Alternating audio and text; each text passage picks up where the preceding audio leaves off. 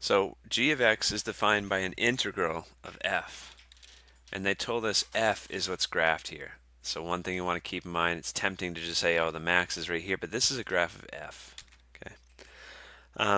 In other words, if this is if we have some function g of x, then f is the same thing as the derivative of g of x from the Fundamental Theorem of Calculus, right? So we have a g of x. If you take a derivative with respect to x of both sides here, the derivative of an integral, it's not technically canceling out because there's some extra details there, but it's like they eat each other up and we're left with just f of t. So the derivative of g of x is f of x. So this is a graph of our derivative. So to find out a maximum, we want to use the idea of what the derivative is. The derivative is the slopes of the original function.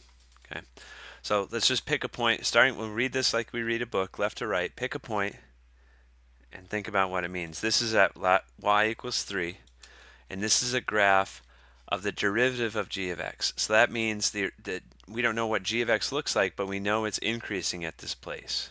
Okay, because at around x equals -7, the slope is close to 3.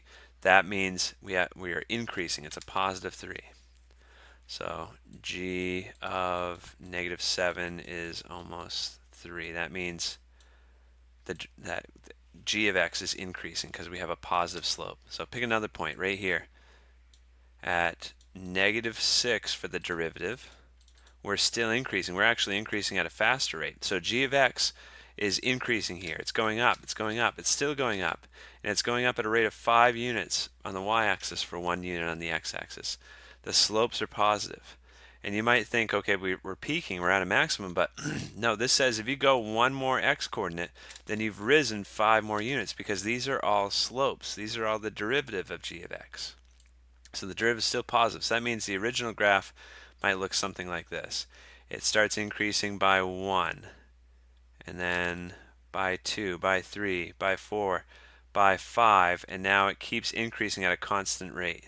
So it's gone up with a curve, and then it's reached a maximum increasing rate, and at x equals -6, the graph is still increasing. It's increasing at a slope of 5. Okay. Oh, and then it stops when we get to here. When we get to x equals -1, then it's not increasing at such a fast rate. Look at -1, the graph of g of x doesn't look like this. The graph of g of x looks something like this. The slope has slowed down, right? Because at x equals 0, we have a slope of 2/2. It's now going up by half the rate it was going before. And then at x equals 1, we finally stopped increasing. So at x equals 1, it should level off. And then at x equals 2, now we have negative slopes. That's where the graph starts decreasing. Okay. So that's a long-winded way of explaining it. The quicker way of saying it is that this is a graph of the derivative of g of x. That means the maximum happens when we stop increasing.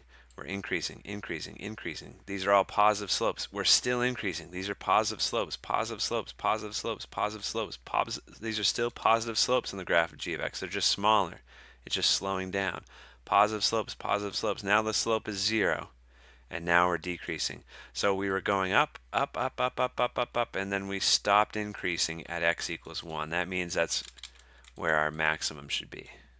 Okay? So it's at x equals 1. That's where the maximum is.